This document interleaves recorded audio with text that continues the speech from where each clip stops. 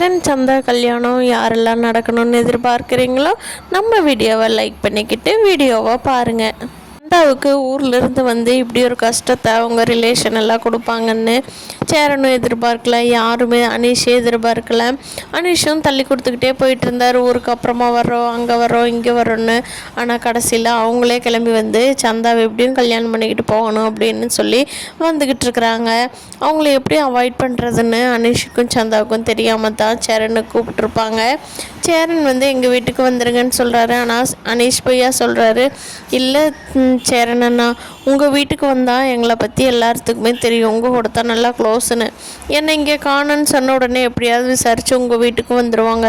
கண்டிப்பாக நாங்கள் அங்கே இருக்கிறது சேஃபே இல்லை அப்படிங்கிறாங்க. அதுக்கு பாண்டி இருந்துட்டு, அப்போ எங்கள் வீட்டுக்கு வரலன்னா உங்களை எங்கே தான் தங்க வைக்க முடியும், வந்தாலும் கல்யாணம் பண்ணணும் அப்படின்னு சொல்லி கூட்டிகிட்டு போயிடுவாங்கிறீங்க.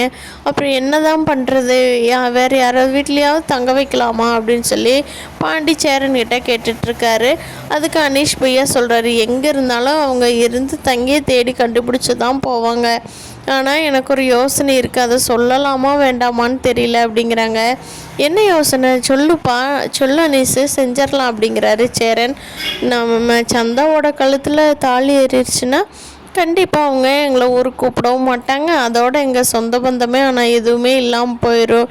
நான் திருப்பி ஊருக்கெல்லாம் போகவே முடியாது, அதுக்காகத்தான் யோசனை பண்ணிகிட்ருக்கேன் அப்படின்னு சொல்லி அனீஸு சொல்கிறாரு. அது சேரனும் கொஞ்சம் நேரம் யோசித்து பார்க்குறாரு.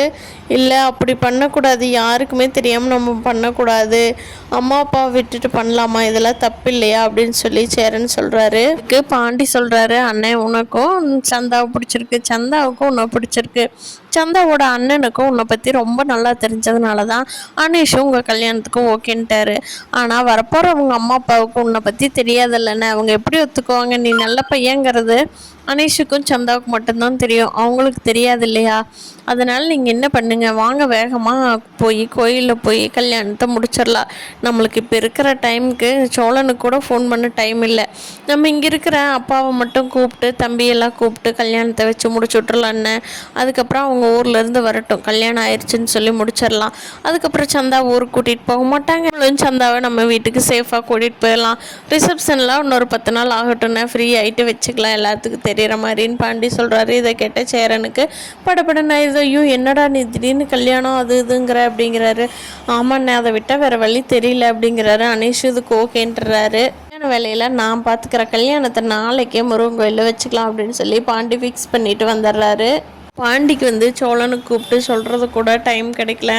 எப்படியும் சோழன் வந்து வெளியூரில் இருக்கான், அவன் சவாரிக்கு எடுத்துக்கிட்டு திருப்பி வர வேண்டாம், அண்ணியும் கூட போயிருக்கிறாங்க, கூட இருந்துட்டு வரலான்னு, அவங்க இதை நமக்கு எடுக்க வேண்டாம், வரட்டும் சொல்லிக்கலாம் அப்படின்னு சொல்லிட்டு வானதிக்கிட்ட மட்டும், வானதி அண்ணனுக்கு இப்படி கல்யாணம் வச்சுருக்கோம், நீ எனக்கு ஃபோன் பண்ணாத, கொஞ்சம் வேலை இருக்குது அப்படின்னு சொல்லிட்டு வானதிகிட்ட மட்டும் சொல்லிவிட்டு கல்யாண வேலையை பார்க்க ஆரம்பிச்சிடுறாரு. வானதியும் இப்போல்லாம் வர வர நல்ல மெச்சூரிட்டி ஆகிட்டாங்க. முன்னாடியெல்லாம் அண்ணன் ஒன்றை கற்றுவாங்க, இப்போ சரி பாண்டி நீ போய் பாரு பாண்டி, அந்த வேலை நடக்கட்டும் பாண்டி அப்படின்னு சொல்லி கொஞ்சம் நல்லாவே மெச்சூரிட்டியாக இருக்காங்க வானதி. கண்டிப்பாக இப்படியே போணுச்சுன்னா பாண்டிக்கு செட் ஆயிடுவாங்க வானதி. இங்கே வந்து டூர் போன இடத்துல நிலா சொன்னதுக்கப்புறமா தான் சோழன் தனியாக உட்காந்து யோசனை பண்ணி பார்க்குறாரு. ஆமாம்ல, நமக்கு இத்தனை வருஷமாக வண்டி ஓட்டிகிட்டு இருக்கிறப்ப ஏன் இந்த வண்டிக்கு ஓனர் ஆகணும்னு கூட நினைக்கல, ட்ராவல்ஸ் ஆரம்பிக்கிறத கூட கொடு, ஒரு வண்டி வாங்கலான்னு நான் ஏன் இவ்வளோ நாள் நினைக்கல, காசு வர செலவு பண்ண இப்படியே இருந்துட்டேனே. நிலா சொன்னது எவ்வளோ கரெக்டான வார்த்தை. வந்த கொஞ்ச நாள்லேயே நிலா நம்மளை பற்றி கணிச்சிட்டா, நம்ம இத்தனை வருஷமாக 30 வருஷமாக இதை கூட யோசிக்கலையே அப்படின்னு சொல்லிட்டு சோழனுக்கு இன்றைக்கி தான் மூளை வந்து நல்லா ட்ரிங்கர் பண்ணி விட்ருக்காங்க நிலா.